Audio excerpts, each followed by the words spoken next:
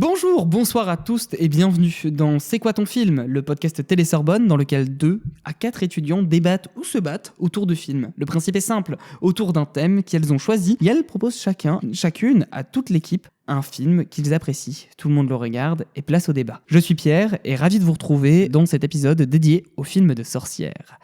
Cette fois-ci, je suis accompagné de Julie. Salut Julie. Salut. Alors c'est quoi ton film Julie ? Moi c'est Les Sorcières d'Aquelarre de Pablo Haguero, qui est sorti en septembre 2021. Et moi, j'ai choisi un film de Alex de la Iglesias, Les Sorcières de Zugarramurdi. Attention, cet épisode contient des spoilers. Si vous n'avez pas vu les films et que vous voulez ne rien savoir de leurs intrigues, nous vous invitons à arrêter le podcast maintenant, à les regarder et à revenir ensuite. Si vous les avez déjà vus ou que vous vous en fichez, bon épisode. Et on commence tout de suite avec Les Sorcières d'Aquelarre. Et moi, j'ai choisi un film de Alex de la 2021.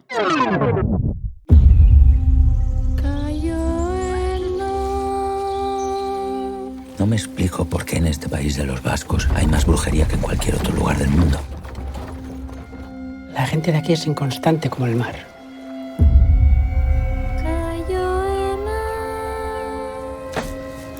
Buscamos a Ana Ibarguren, María Ibarguren y Olaya Isas.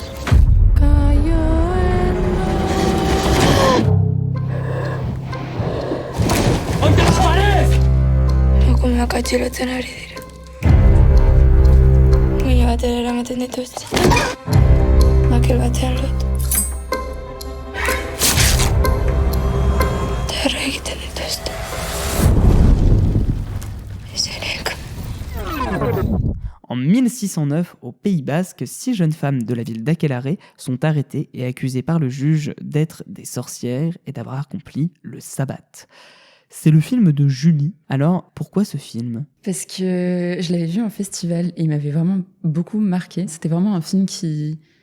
C'est peut-être plutôt le jeu avec la lumière qui m'a marqué d'abord. Parce qu'en fait, les sorcières, elles sont toujours associées à la lumière du feu. Et en fait, c'est une lumière orange. Et du coup, c'est quand même assez chaud. Et ça m'a un peu étonnée avec les sorcières parce que c'est souvent associé à une lumière verte, noire et peut-être aussi le son. Mais c'était vraiment un jeu auditif et visuel. Pour moi, Pablo Haguero, il présente ces jeunes filles d'une manière très juste parce en fait, c'est comme s'il les filmait dans leur vie réelle, un peu comme un documentaire, j'ai trouvé, avec le film en lui-même est très étudié. Mais en même temps, on oublie totalement la caméra. Et il y a pas mal de plans où on prend vraiment cette place de sorcière, où on prend vraiment la place des jeunes filles. Avec par exemple des plans Pablo Haguero filme en grand angle et j'ai trouvé ça hyper immersif en fait. Et pareil aussi avec les plans subjectifs où en fait on est à un moment il y a elles sont enfermées dans une cellule et on leur met des sacs sur la tête et en fait le cinéaste il filme comme si la caméra devenait les yeux des jeunes filles. Donc en fait on voit le sac, on voit l'extérieur en transparence et j'ai trouvé ça hyper intéressant et hyper immersif, ce qui rajoutait mon emprisonnement entre guillemets dans le film avec le son, l'image, etc. et dans cette salle de ciné. Les Sorcières d'Aquelarre, j'ai plutôt apprécié le film dans le sens où j'ai trouvé que c'était un film que tu peux décrypter, que tu peux analyser et qui est vachement intéressant. Après, moi, j'avoue que j'étais pas dans le bon état d'esprit pour voir le film et que j'ai passé un bon moment sans plus, quoi. Mais faut quand même dire que Haguero s'éclate à travailler le jump cut. C'est-à-dire que ces sorcières se retrouvent... Quand tu dis... Je suis pas vraiment d'accord quand tu dis on oublie la caméra parce qu'il fait penser qu'il y a une caméra à partir du moment où il va jump cutter. Et donc, en fait, il va travailler le rapport au temps de ces femmes. Il y a une vraie question de comment le temps va affecter ces femmes et comment le temps va affecter les autres. Et donc, il va travailler son montage de façon très, très dynamique, active, rapide dans son début, d'où le jump cut qui montre que en fait, elles n'ont même pas le temps de se poser. Il y a toujours quelque chose qui va se passer. Elles n'ont pas le temps de réfléchir, qu'elles sont obligées de réagir. Et c'est un film de la réaction qui est emporté en fait par son montage. En même temps, il y a quelque chose du plus organique. Quand elles vont commencer à comprendre les règles du jeu avec le juge, qu'est-ce qui se passe ? Les plans deviennent de plus en plus longs. Même la caméra il y a presque un plan séquence qui ne va pas être fait parce que c'est toujours qu'une question de représentation et d'image. Et c'est là que j'ai envie d'aller avec Les Sorcières d'Aquelarre, c'est que quand le juge dit « le sabbat est un rêve commun », il a quasiment toujours presque un regard caméra. Et ce regard caméra, c'est presque directement un regard au spectateur pour dire c'est une fiction que je suis en train de te présenter, c'est une fiction que moi j'ai créée et que j'ai donnée à ces femmes et qu'elles me représentent.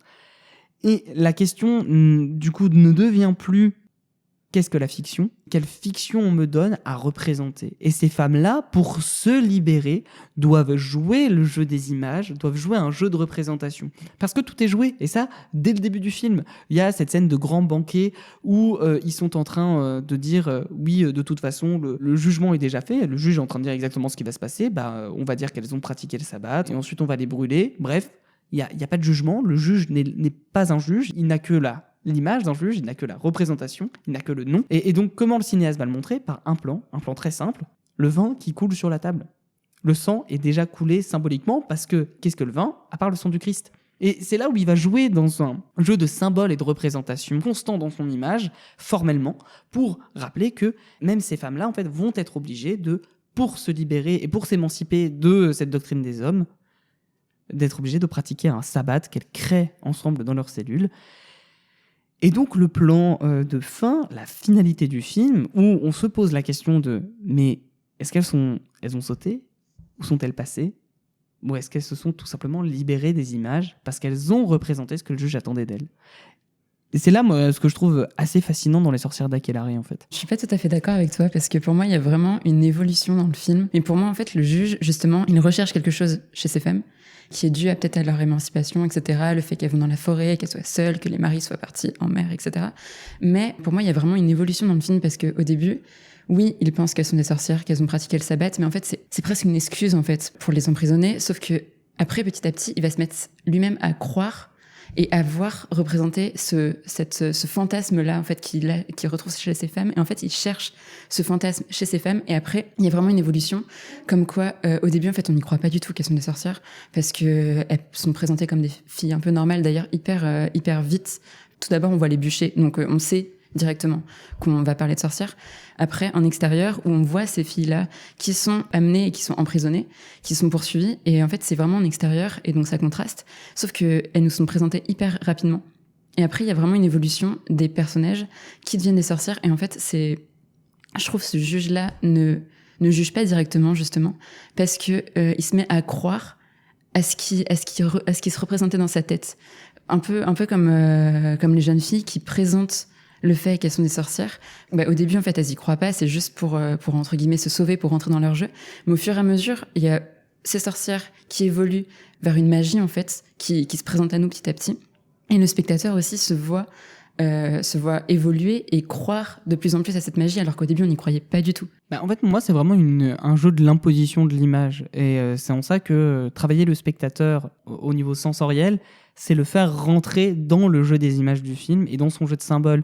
Quand tu parlais de la caméra subjective tout à l'heure, il y a l'envie de Agüero de faire du spectateur le 7e prisonnier, la 7e femme prisonnière de cette cellule. Le spectateur, en fait, est obligé de rentrer dans ce jeu des images. Et il est obligé de rentrer dans cette idée que, finalement, les sorcières ne sont qu'une représentation imposée à elles.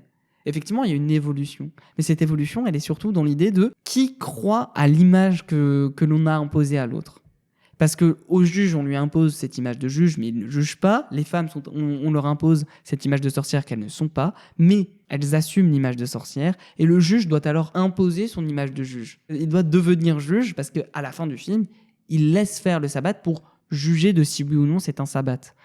Et c'est en ça que je trouve que le film avance de façon maligne en fait avec son spectateur. Et c'est en ça aussi que le jeu du regard, il y a un sens général. Par le regard, en fait, on rentre dans le film. Mais on rentre dans le film par quoi ? Par le crépitement du feu, par cette idée que effectivement, le film va être très sensoriel, tout va se jouer par le regard parce que elles n'ont pas le droit de regarder les hommes. Et c'est quelque chose qui est mis en scène. À chaque fois qu'on va leur dire ne regarde pas, va y avoir un plan sur un homme. Ne regarde pas ce que toi, spectateur, tu as le droit de voir. Et formellement, il y a un jeu vachement intelligent. Tu ne peux pas voir ce que je te montre, ce que je t'impose de voir. Et c'est en ça que le découpage et le montage du film se révèlent au spectateur, parce qu'à chaque fois, il va imposer au spectateur de voir ce que les femmes n'ont pas le droit de voir, ce qu'on leur impose de représenter. Et c'est là où je trouve qu'il y a un jeu vachement ludique, en fait, avec son spectateur, et qui déroule toute une idée de, finalement, qu'est-ce qu'une fiction et qu'est-ce que la fiction qu'on s'impose. Pour moi, c'est vraiment, il y a 3 dimensions en fait dans ce film. Il y a la dimension un petit peu de la vision des sorcières, la vision des bourreaux et la vision du spectateur qui arrive en 3e dimension. Et en fait, je trouve qu'il y a un jeu entre ces 3 visions-là, parce que le spectateur voit évoluer tous ces personnages, il les voit un petit peu se diaboliser, entre guillemets. Mais en fait, c'est lui qui juge, et justement, c'est lui qui voit tout. Parce qu'il voit ce qui se passe dans la cellule, ce que les bourreaux ne voient pas. Il voit ce qui se passe aussi quand les filles se font torturer. En fait, pour moi, le spectateur, du coup, il voit ces séances de torture-là qui ne concernent à chaque fois qu'une seule des filles. Les autres ne savent pas ce qui se passe.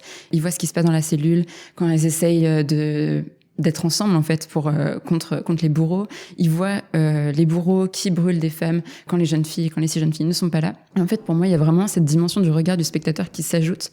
C'est pour ça que pour moi, le spectateur devient vraiment un 3e personnage et qui commence à croire, en fait, à ces sorcières-là.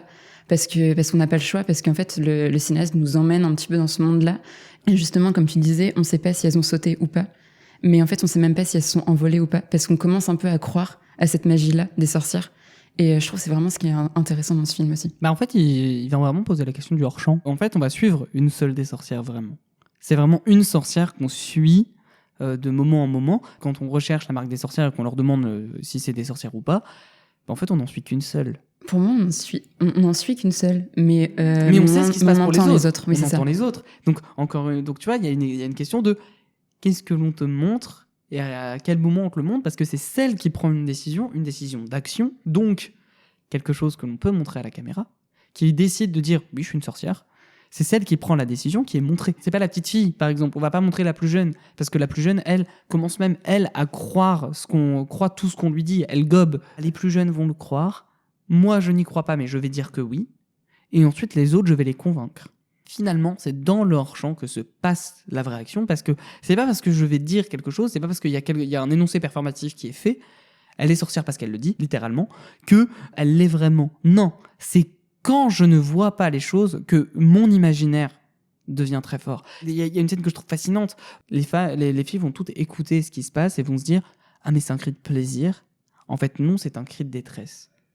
Et là, il y a un truc entre le plaisir et la douleur, Eros et Thanatos, toujours ensemble, qui sont couplés vraiment dans les sorcières d'Akelarre, parce que toujours, il y a cette idée il y a un plaisir du jeu, il y a un plaisir un peu enfantin, en fait, de prendre sur soi un costume, mais à quel moment ce costume devient cette peine de mort, parce que c'est parce qu'elles se disent sorcières qu'elles pourraient mourir, et qu'elles sont obligées de sauter ou de s'envoler. C'est au spectateur de choisir si sa fiction est plus forte, ou si l'esprit cartésien était plus fort et il est plutôt du côté des juges, parce que seuls eux savent ce qui s'est vraiment passé. Et dans les yeux des personnages, on ne sait pas.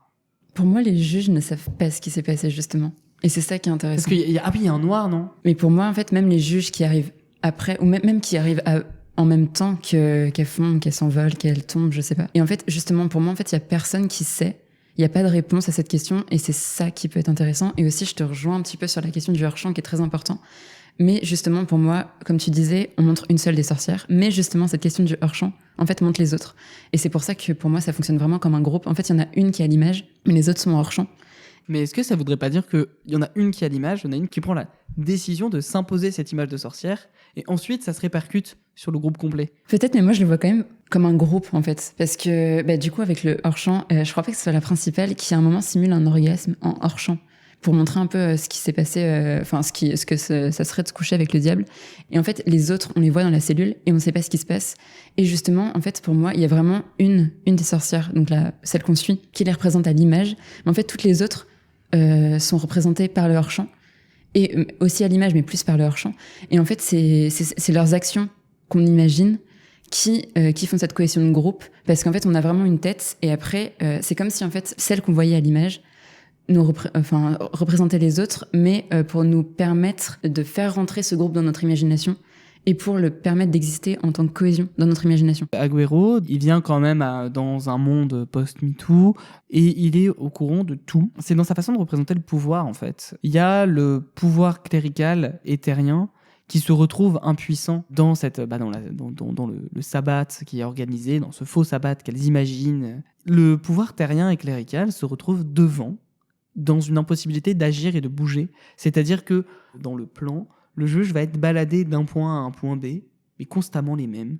Il est immobile finalement dans sa mobilité. Il pense avoir le pouvoir de bouger, mais ne peut pas. Il y a aussi ce prêtre qui, tout le film, va être embarré. Tout le film va être dit, mais de toute façon, toi, tu n'as pas ton mot à dire, alors que les sorcières parlent un peu du diable. Non, le pouvoir terrien ne veut pas en entendre parler. Et encore une fois, revient cette idée du regard, en fait. Parce que dans cette peur de l'ensorcellement, il y a des lignes de regard qui sont très fortes et qui imposent, dans la façon dont sont reliés les plans, le pouvoir entre les personnages. Quand bien même le juge, dans le première entrevue avec la sorcière que l'on suit, il va prendre toute l'image. Quand on voit dans le contre-champ sur la sorcière, elle ne va prendre à peine un tiers de l'écran quand le corps presque monstrueux du juge vient prendre les 2/3 de l'écran. Ça montre un rapport de pouvoir, oui, mais dans le regard, elle le soutient. Et constamment, elle va soutenir un regard de cette chose qui prend toute la place, et peu à peu, elle gagne de la place parce qu'elle soutient le regard.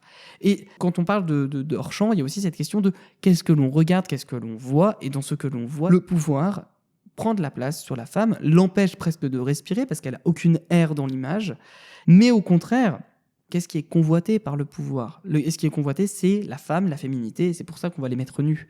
C'est pas du tout juste voyeur, au contraire, c'est voyeur parce que c'est pour montrer la convoitise du personnage, en fait. Et c'est là où je trouve aussi que Agüero vient prendre des thématiques sociales pour le réinjecter dans son film d'époque, tout en racontant cette histoire d'émancipation, en fait. Oui, je suis plutôt d'accord. Enfin, c'est vraiment les thématiques sociales qui sont reprises. C'est ça le sujet, mais en même temps, c'est pas gros comme une maison un peu on est féministe, on vient là. En fait, je dirais pas que c'est le sujet, je dirais que c'est l'objet. Oui, voilà, ouais. Et il le fait d'une façon, je trouve, qui est hyper intéressante, parce que comme tu parlais de l'immobilité du juge, et moi je trouve justement qu'il est pas du tout immobile, et en fait c'est lui qui initie le mouvement des sorcières, parce que c'est lui en fait qui les transforme en sorcières finalement. Il est chef d'orchestre. Hein. Oui, ouais. Pour moi, il est pas immobile. Il avance vers cette conception qu'il a des femmes. Et en fait, c'est sa peur qui crée ce qui l'effraie le plus. Et en fait, c'est sa peur qui crée cette puissance féminine. Et justement, quand tu disais, elle soutient son regard, oui, mais parce qu'en fait, c'est lui qui a peur et c'est elle qui prend cette place de dominante, alors que ce qu'on voit pas du tout à l'image. Et en fait, elle invente tout, sauf qu'en fait, le juge boit ses paroles, alors que c'est totalement le contraire est vraiment dit à l'image, ce qui est hyper intéressant, je trouve. Mais en fait, il y a vraiment toujours un jeu des contrastes dans le film, parce que tu disais, il y a un travail de la couleur chaude quand c'est les sorcières, les hommes sont en bleu, un travail toujours constant entre valeur masculine, valeur féminine, qui est constamment rejoué dans chacune des scènes. Je pense à cette scène où elle est en train de raconter le sabbat. Au départ, on lui demande de ne pas le regarder, le juge, puis elle se met à le regarder parce qu'il lui dit de la regarder. Et en fait, c'est, encore une fois, dans un jeu de regard, dans un chant contre chant, mais c'est un chant contre chant qui vient montrer qu'elle est seule quand eux sont 3 mecs. La femme a toujours été mise face à une masculinité dominante, et pourtant, elle arrive à tirer un certain pouvoir de ça. La puissance émancipatrice va être dans le jeu avec cette masculinité-là pour pouvoir s'en sortir et s'envoler finalement. Et je trouve qu'il y a une scène qui est très forte pour exprimer ça. C'est quand, après l'avoir torturée, il me semble, il la met dans un bain. Il y a le juge et ses acolytes derrière qui l'observent. Et il y a vraiment cette vieille dame. Elle est un petit peu ambivalente entre les deux parce qu'elle a pu ce pouvoir de la femme, entre guillemets, parce qu'elle est vieille, etc. Et du coup, les hommes ne la considèrent pas. Mais c'est elle, dans cette scène, qui fait le lien entre les deux. Et il y a vraiment les hommes qui sont présentés comme des voyeurs. Et la femme est totalement nue. Elle est dans ce bain qui pourrait la mettre dans une position d'infériorité. Alors qu'en fait, tous les regards convergent vers elle. La vieille dame est en train de la laver, de s'occuper d'elle, etc. Et même les hommes, en fait, qui sont loin, l'observent. Et en fait, c'est totalement elle qui a le pouvoir parce que chacun de ses gestes orchestre ce qui se passe autour, orchestre même la lumière qui se reflète dans l'eau avec le feu, etc. Donc toujours le feu. Et oui, je sais plus exactement où je voulais en venir, mais j'ai trouvé que ça montrait bien ton idée. En fait, au début du film, le juge qui arrive dans cette espèce de château fort, on ne sait pas vraiment ce que c'est. C'est une abbaye, sinon, enfin bref. Il y a, c'est un endroit religieux. Mais en fait, on voit ce prêtre, ce juge et le mec qui suit le juge, où j'ai eu l'impression tout le film qu'il avait des prothèses, tellement il a une gueule incroyable, ce type. Et ils sortent de là, ils sont 3 mecs de entre 30 et 50 ans, on va le dire. Et devant, il y a une jeune femme, une femme un peu plus âgée et cette vieille femme. Et il y a 3 générations de femmes pour une génération d'hommes. Moi, ce que je trouve très drôle, c'est encore une fois dans cette idée d'immobilité de la masculinité qui, en un chant contre chant, Agüero oppose cette génération d'hommes à littéralement toutes les générations de femmes qui sont possibles à ce moment-là. Et donc, la femme a eu le même traitement par des hommes d'une seule génération, et il y a aucun... il y aurait presque un manque de transmission. Et la sorcellerie, c'est souvent montré comme quelque chose qui se transmet de femme en femme, parce que c'est une force inhérente à la féminité. Et justement, il y a encore ce jeu de contraste que Aguero adore. C'est du coup, les hommes, comme tu dis, sont présentés sur une seule génération. En fait, c'est comme si l'unité de l'homme faisait face à la multiplicité des femmes. Et ce qui est un peu paradoxal, parce qu'on nous présente des sorcières, et on a tous ce schéma de la sorcière qui est hyper ancré en nous, enfin dans les contes, etc.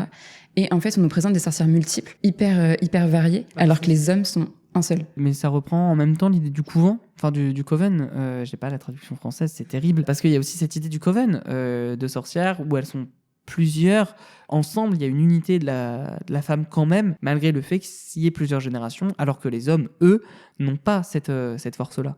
Il y a une unité, oui, c'est vrai, dans le genre, mais ils sont pixelisés en fait, parce qu'il y a le juge, il y a celui qui fait les dessins, il y a le prêtre, et dans cette scène de repas où il y a la grand-mère derrière qui se retrouve obligée de servir ces hommes-là, il y a un jeu de pouvoir, encore une fois, qui se joue, où il y a le suivant du juge qui va acquiescer à tout ce qu'il dit, alors qu'on sent bien qu'il n'est pas d'accord avec tout ce que fait le juge. Il y a ce prêtre qui dit, mais en fait, il pourrait se passer ça et ce serait peut-être plus intéressant. Et il y a ce juge qui a déjà tout prévu, calculateur. Tous les personnages masculins, finalement, on nous les présente dans cette scène-là. À la fin, ils ont eu l'inverse de ce qu'ils attendaient. Et c'est ça qui est aussi, encore une fois, un jeu antithétique complet dans le film. Hein. On commence sur du feu, on termine sur de l'eau. Il y a vraiment cette envie d'aller à l'encontre des stéréotypes et des clichés, en fait, j'ai l'impression, de la sorcière, pour montrer une vision un peu plus... Quand je dis qu'il crée une fiction et que c'est la fiction qui est imposée, par cette fiction-là, en fait, il est en train de montrer la vérité sur les sorcières, qui était uniquement en fait, un groupe de femmes qui étaient ensemble et qui se coordonnaient pour avoir un petit fragment de liberté, en fait. Ouais, et on revient à cette évolution, du coup, dont on parlait au début, parce que les hommes, en fait, sont présentés un peu comme multiples, comme tu l'as dit au début, mais pour moi, en fait, ils deviennent un peu toutes les facettes possibles de ce patriarcat, alors que, justement, les femmes qui sont présentées comme un groupe uni de sorcières sont, en fait, se démultiplient et se pixelisent un petit peu, et en fait, elles affirment leur unité dans le groupe, alors que les hommes n'affirment plus l'unité qui était présenté d'abord, mais en fait se regroupe un petit peu en une espèce d'agglomérat de masculinité. Et ouais, voilà. Un plan que je trouve vraiment super, c'est parce qu'il compose vraiment ces cadres. C'est trop beau. Il y a un plan où les femmes sont donc bloquées dans cette abbaye qui devient une forteresse, une prison pour elles. Il commence sur un mur avec une dalle avec des barreaux, en gros plan. Il dézoome, qui laisse place à un monde de pierre. C'est long, c'est un long plan, il dure au moins 6 ou 7 secondes. Et elles sont presque comme seules à 6 dans ces barreaux, bloquées. Et on peut presque imaginer, quand on parlait du hors-champ, on peut presque imaginer qu'il y a toutes les femmes autour dans ces pierres. Toutes ces femmes qui sont bloquées, qui ne peuvent pas espérer dire quelque chose. Finalement, en fait, le fait qu'elles soient bloquées dans cette prison leur permet de s'exprimer face à la masculinité et au patriarcat, en fait. Ça leur offre une toute petite parcelle dans le plan d'espérance de liberté et d'émancipation de l'homme. Et je trouve que dans ce plan, en fait, il y a tout le film, parce que à la fois le plan est très propre, et c'est peut-être un des plus gros reproches que je vais donner à Aguero. On se retrouve devant une image tellement propre. En fait, dans cette propreté-là, moi, je perds en fait cette idée que la féminité a été menée dans la boue par le masculin. Et je trouve ça un peu contre-intuitif, en fait. Je comprends. Mais moi, justement, je trouve que c'est ça qui est intéressant, parce que oui, la féminité a été traînée dans la boue par le masculin, mais je trouve que ce film en parle, mais il ne dit pas ça. Enfin, je trouve qu'il dit vraiment que, en fait, la puissance est chez les femmes, et c'est peut-être pour ça que cette image est si parfaite, ce qui ne lui enlève pas, pour moi, toute sa sensibilité. Parce que justement, avec toutes ces caméras épaules, etc., ces plans hyper expérimentaux, en fait, pour certains, avec les grands angles, ou avec le jeu, avec la lumière, etc., qui est, en fait, qu'on ne voit pas tous les jours au cinéma. Et justement, oui, pour moi, il y a vraiment cette sentimentalité, et cette perfection-là n'est pas tout à fait parfaite, et vacille un peu parfois, à travers ces expérimentations. et ce qui peut mener à une puissance un peu vacillante de la femme, mais une puissance quand même qui est affirmée. Ce serait presque comme si la féminité devenait la flamme du bûcher, en fait. Agbero ne dit pas le pouvoir n'est que du côté des femmes. Il dit que c'est en ralliant les deux côtés, en offrant un espace de liberté à chacun, parce que même le juge, finalement, est bloqué dans son devoir de devoir rendre des comptes au Seigneur. Que si les deux se mettaient ensemble, qui permettrait en fait une puissance de l'humanité dans son ensemble. Mais justement, moi, je trouve que c'est... Oui, il y a cette idée de dualité, mais je trouve que l'image et l'évolution du film nous amènent à nous poser la question de la possibilité de cette dualité. Mais dans ce monde-là, on a l'impression que cette dualité, en fait, est juste pas possible. Parce que même le juge, tu dis qu'il rendait compte au Seigneur, mais pour moi, en fait, il rendait compte juste à lui-même et à son propre plaisir. Ce qui est aussi, en fait, le problème, finalement, qui est posé dans le film. Vous l'aurez compris, on vous conseille franchement d'aller vers les sorcières d'Akelarre. Et en fait, en parlant, je me rends compte que j'aime de plus en plus ce film et c'est assez bizarre. La flamme commence à prendre en moi. Waouh, je fais des vannes de merde. Oh là là, comme le dernier plan. Ah, c'est si mauvais. The end, point. La fatigue, c'est terrible. Tout de suite, on va vous parler des sorcières de Zugarramurdi d'Alex de la Iglesias, sorti en 2014. Un hombre desnudo, con barba, un soldado verde, un niño. Es el elegido. ¡Todo el mundo al suelo! ¡Esto es un atraco! ¿Te has tenido, chaval? ¿Tú estás loco? Yo tengo los martes y los fines de semana alternativos, ¿vale? ¡Abre, hijo de puta! Tu madre. Mamá, ¿qué tal, cariño? No he merendado, tampoco he hecho los deberes. ¡Acelera! ¿Cómo se llama? ¿Por qué? El pueblo. Zugarramurdi. ¿Es de la bruja? Vámonos cagando hostias de aquí. ¿Y a qué te gusta jugar? A los médicos. ¿De ti? La PSP. ¿No se acordará usted de un hombre de aspecto vulgar, no muy guapo, con un niño? Son marido. Les sorcières de Zugarramurdi est un film d'Alex de la Iglesias sorti en 2014. José, interprété par Hugo Silva, braque une banque avec Tony, interprété par Mario Cosas, et son fils de 8 ans, qu'il a pris sans en avoir la garde. S'ensuit alors une fuite de la police dans un taxi où Miguel, le conducteur, décide de fuir avec eux jusqu'en France, et parce que son fils veut habiter à Disneyland Paris. Sauf que la femme de José décide de poursuivre à la recherche de son fils. Ils sont aussi poursuivis par la police. Ils s'arrêtent à la frontière de la France, à Zugarramurdi. Et là, leurs plans vont changer de route. J'ai pas envie d'aller plus loin dans le résumé de ce film parce que, première chose que l'on peut dire sur ce film, je défie tout le monde de comprendre où va le scénario. Parce que c'est une petite folie pure. Et donc pourquoi ce film, Pierre ? Vous comprenez, je pense, si vous avez écouté plusieurs fois ce podcast, j'aime bien parler de la façon dont on découvre les films. Et Les sorcières de Zugarramurdi, c'est un film que je découvre quand j'ai 12-13 ans, sur Canal+. Mauvaise idée. Un soir, où je sais pas quoi regarder, et je me retrouve sur Canal+ Cinéma à regarder ce film très bizarre, où je ne comprends absolument rien. J'avais même pas compris que c'était une comédie, c'est dire. Où ma mère part du film au bout d'un moment parce qu'elle trouve ça extrêmement mauvais. Et je me retrouve devant ce film tout seul, à 12-13 ans, jusqu'à sa fin. Et j'ai tout vu, je l'ai vraiment vu en entier. Et je ne l'avais pas revu jusque-là, mais il me trottait toujours en tête. Ça fait partie de ces films où j'ai repensé souvent, j'avais bien envie de le revoir. Quand tu proposes Les sorcières d'Akelarre, à me dire, c'est le moment en fait. Je pense que quiconque est devant ce film se retrouve un peu embarqué dans un monde assez fabuleux et fantasque des sorcières de Zugarramurdi. Pour rentrer vraiment dans l'analyse du film, faut d'abord parler du fait que c'est un film qui va tout pervertir. C'est un film sur la perversion. Le début du film, c'est sur Jésus. Mais surtout, qu'est-ce qu'il y a dans la croix de Jésus ? Il y a un gun. L'enfant de 8 ans, qu'est-ce qu'il a ? Il a 2 guns. C'est si drôle. Ça n'a pas de sens.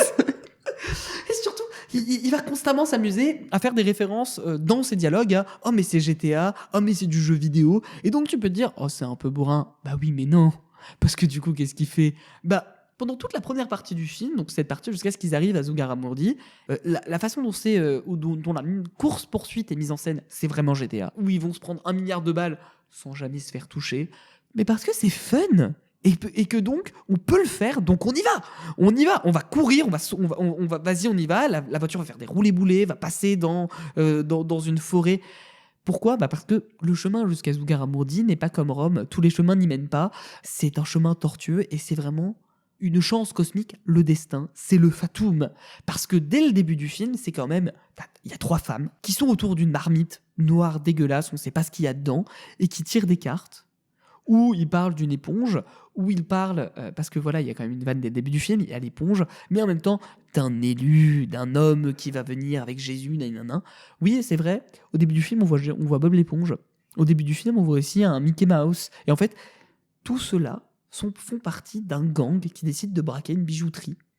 C'est la perversion de l'enfance par excellence. Et c'est pourquoi le thème de la sorcière est vraiment intéressant. Parce que dans Les sorcières de Zugarramurdi, c'est la sorcière du conte. Il y a la sorcière un peu plus moderne qu'on pourrait plus voir dans Un Sacré Sorcière qui a une certaine classe, très bien habillée, mais en même temps il va montrer d'autres types de sorcières, des sorcières transsexuelles. Et là à ce moment-là, on voit un petit geste aussi de perversion de la sorcière, parce que la sorcière c'est la féminité au sens de genre. Et il va traiter cette thématique du genre en complément de son film complètement fou, uniquement en le montrant, et ça ne pose aucun problème. On est en 2014, je le rappelle. Franchement, c'est beau. Et quand je parle de jeux vidéo, pour revenir quand même à ce que je disais au début, pour essayer de boucler un peu la boucle avant de te laisser parler, en fait, il y a du jeu vidéo parce que quand ils arrivent dans le manoir des sorcières de Zugarramurdi, il y a un côté un peu Resident Evil, en fait. J'ai l'impression de revoir, en fait, le manoir de la police de Raccoon City de Resident Evil 2. Il y a un côté de... vous voyez, César, ces trucs qu'on a dit pour enfants. De toute façon, les enfants aujourd'hui sont pervertis par toute la violence de la société. Le gosse de 8 ans, il sait utiliser des guns, quoi. Il tire littéralement sur la police. Il sait les utiliser. Alors... pourquoi dire que le jeu vidéo, ce serait pas non plus un art noble et on pourrait pas le rajouter dans cette chose noble que l'on raconte aux enfants qu'est le conte ?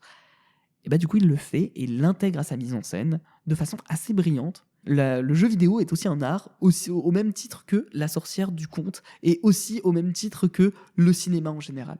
Parce que il y a quand même aussi des références à des cinéastes américains, notamment un certain Sam Raimi, que vous avez peut-être connu dans votre jeunesse parce qu'il a réalisé les 3 Spider-Man. Et dans les Evil Dead, il y a un plan qui est iconique. La caméra va pousser le personnage, parce que le personnage de José, parce que une des sorcières avec qui il s'amourache va le pousser avec ses pouvoirs. Et donc, il va se retrouver littéralement poussé par la caméra. Et ça, c'est un plan à la Sam Raimi. Et faire intervenir Evil Dead, qui est un film de zombies dans un film de sorcières, mais finalement, les sorcières font plus penser à des zombies. Il y a vraiment une perversion de la sorcière. Une envie de reconstruire une nouvelle sorcière. Une sorcière qui n'est pas un monstre, mais est un personnage véritablement. Qui n'est pas non plus un personnage complètement comique, parce qu'elles font quand même peur. Il y a des séquences d'horreur dans le film, notamment cette scène de dîner. On rit au départ, mais on rit jaune à la fin. On rit même, ça devient presque un rire noir, tellement en fait, on est à la fois pas bien, mais on rigole beaucoup.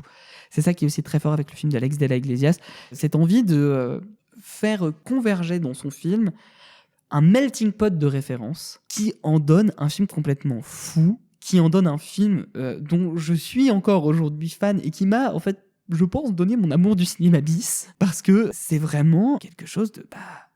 les icônes de l'enfance, le soldat vert, Bob l'éponge, Mickey Mouse, on les connaît tous. Regarde ce que je peux en faire.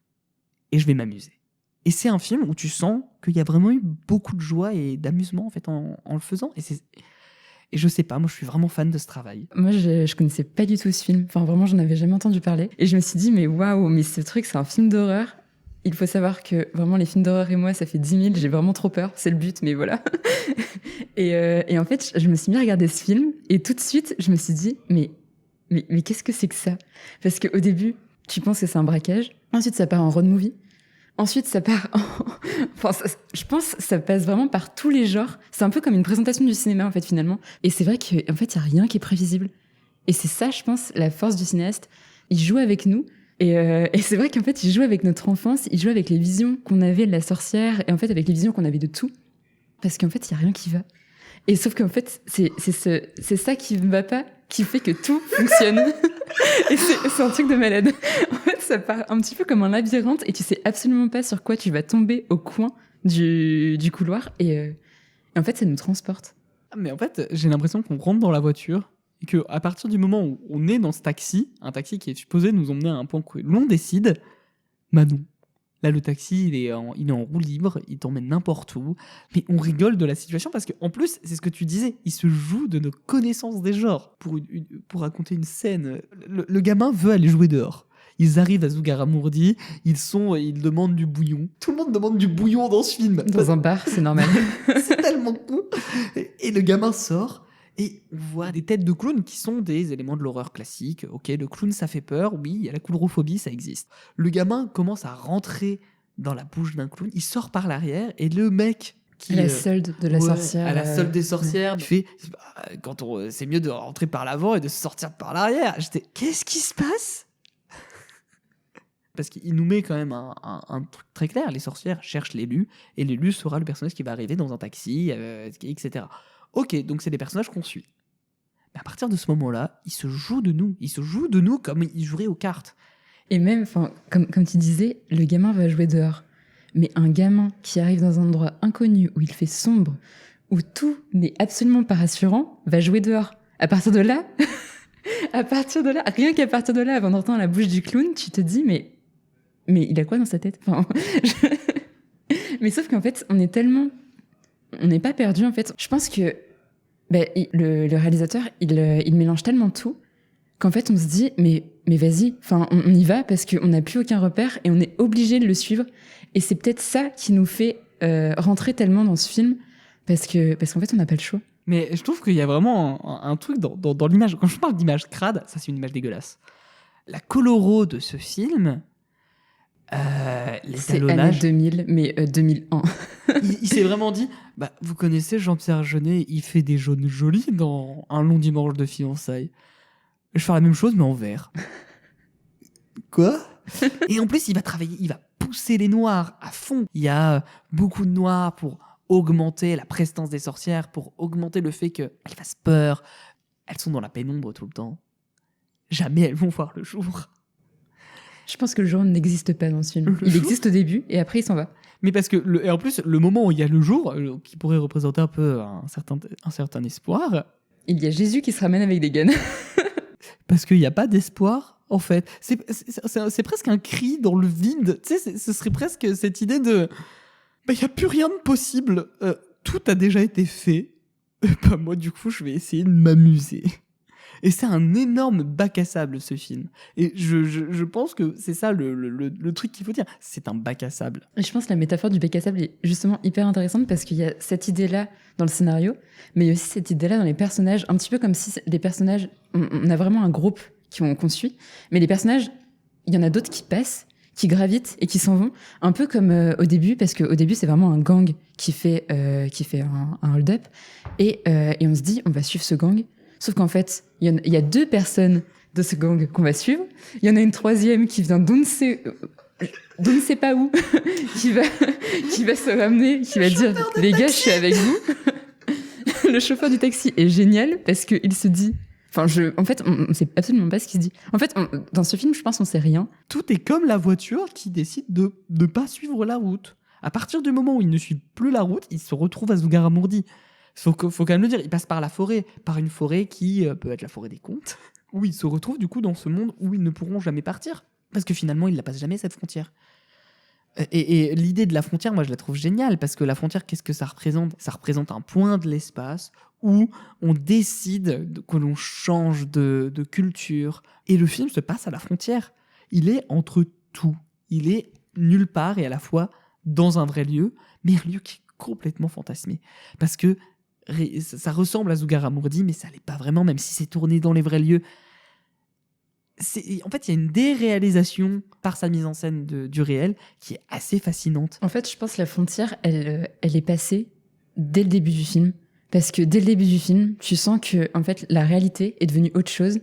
Et on est totalement emporté par cette altérité.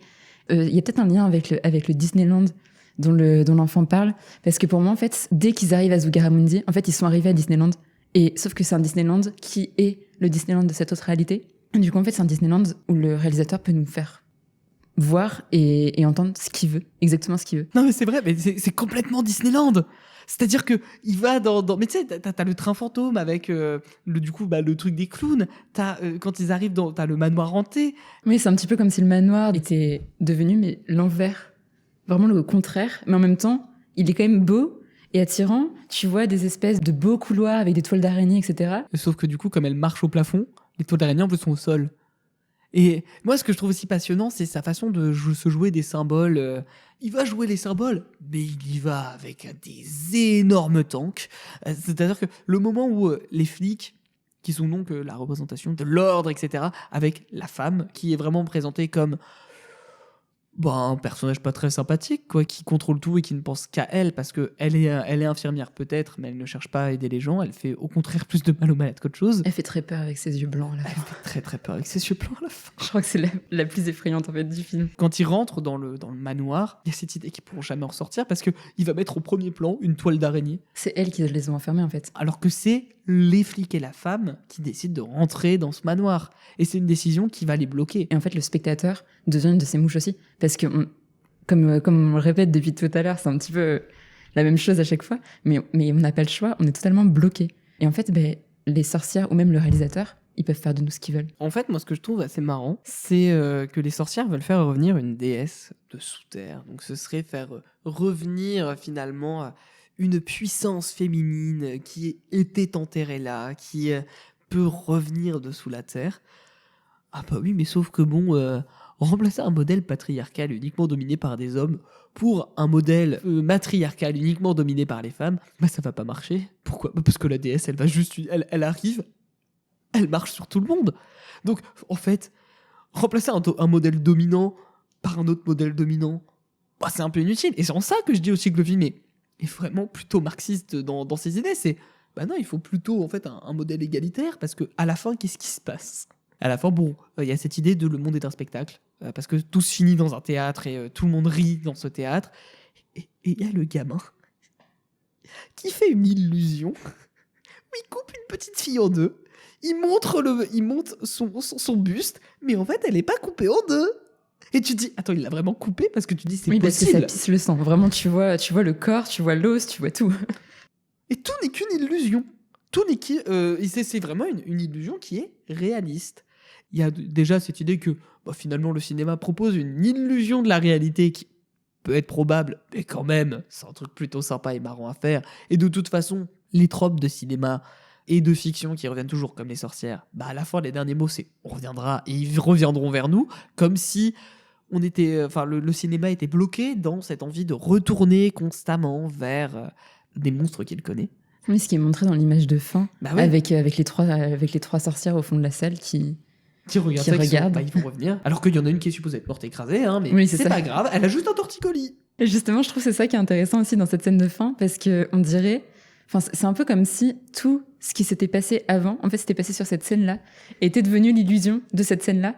Et en fait, tout s'était passé dans la tête des personnages, et on sait pas. Et c'est le spectateur. En fait, c'est comme si on avait totalement pu imaginer ça, alors qu'on n'avait aucun moyen de comprendre ce qui se passait dans le film au fur et à mesure.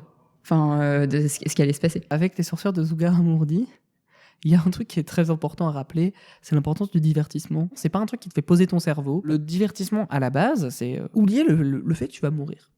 Les sorcières de Zugarramurdi te met constamment face à une idée de la mort, mais même si aucun personnage vraiment ne meurt, à part peut-être le capitalisme avec ce type qui avait son entretien d'embauche et qui ne pense qu'à ça et qui se dit « Oh, j'aurais pu gagner du fric !» non. Toi...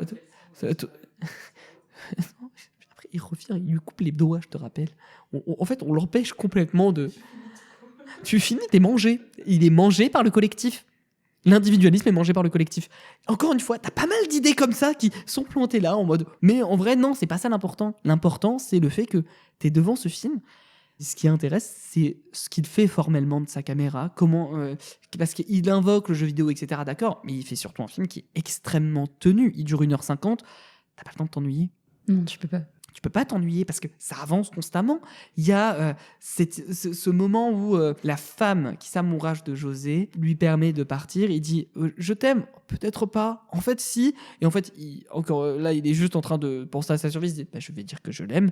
En fait, elle le croit plus du tout. Et donc, il y a ce plan Sam Raimi, mais en même temps, il y a un côté qui fait penser à Sucker Punch de Zack Snyder dans cette image hyper numérique où elle a les cheveux blancs avec en plus les feuilles mortes autour, les feuilles de l'automne qui est le moment du renouveau. Bah oui, parce qu'il est en train de renouveler finalement une imagerie d'un cinéma populaire américain. Et en même temps, c'est un vrai divertissement, mais européen. Et qu'est-ce qui fait le sel de l'Europe ? Bah, c'est qu'en fait, en Europe, nous, on a des contes.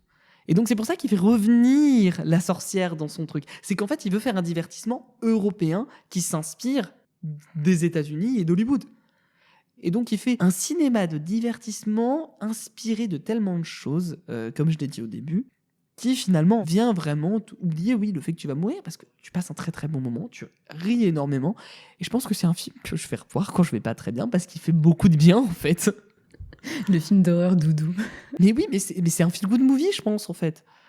C'est vrai que après, en fait, tu sais vraiment plus trop où t'en étais. T'as un peu perdu tes repères, mais en même temps, tu te dis c'est pas grave. Parce que en fait, on pourrait penser que c'est vraiment un film un peu en surface, qui joue un peu avec tout.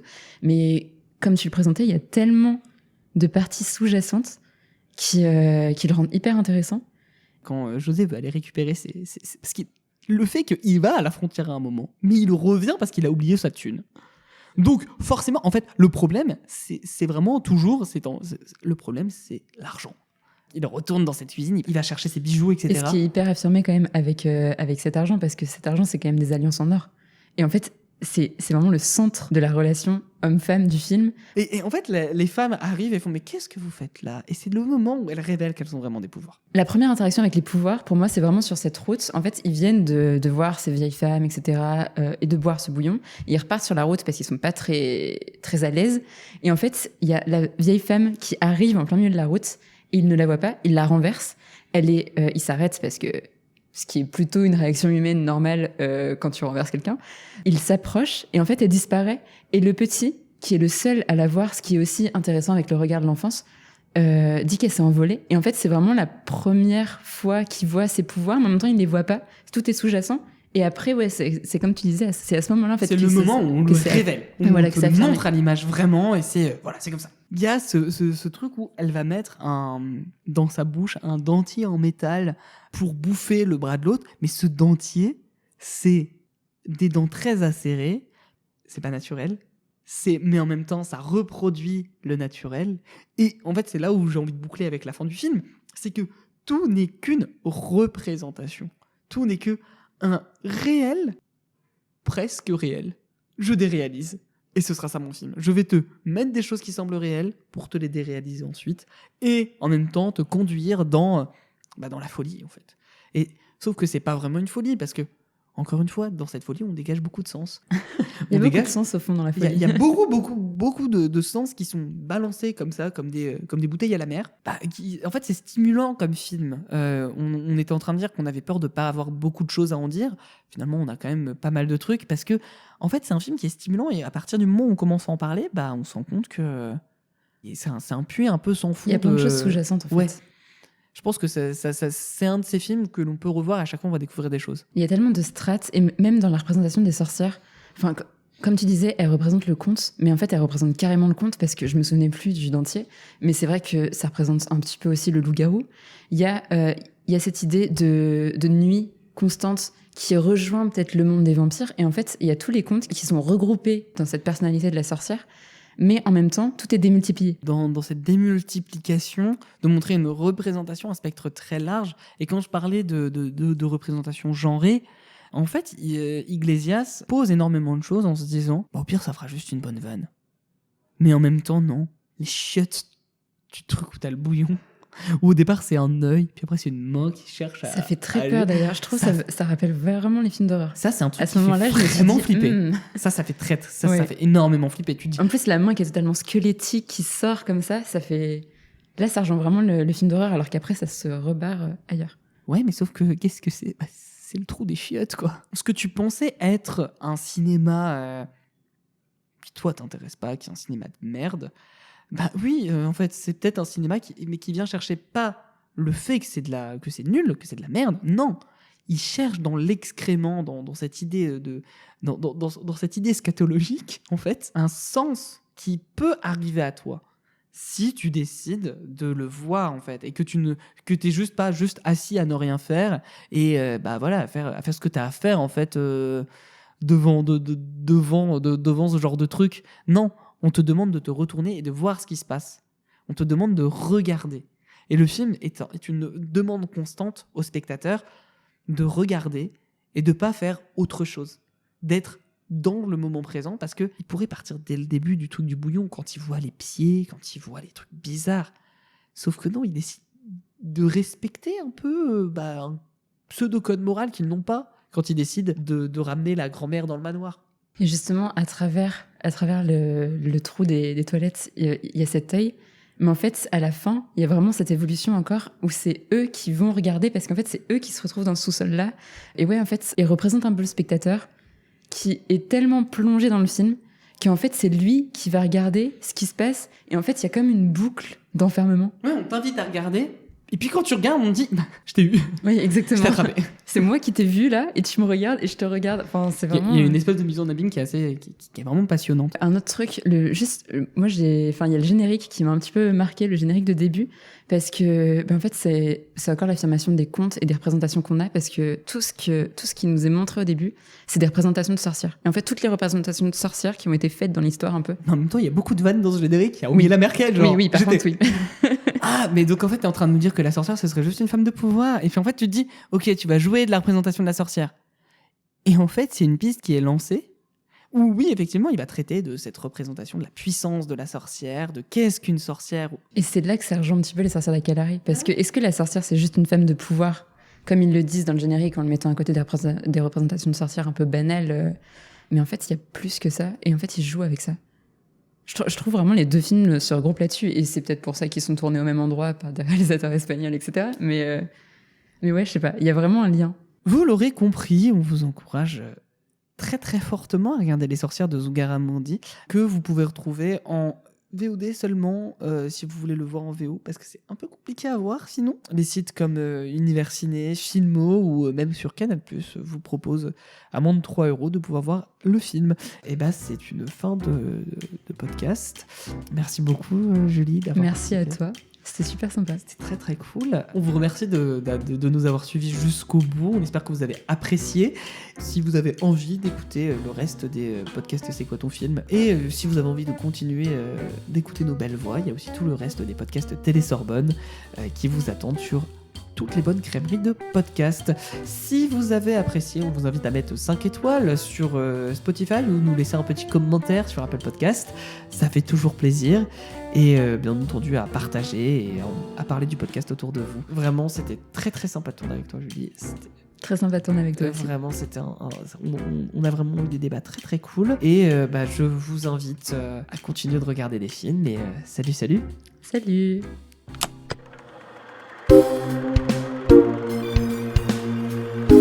Je vous en prie, restez concentrés.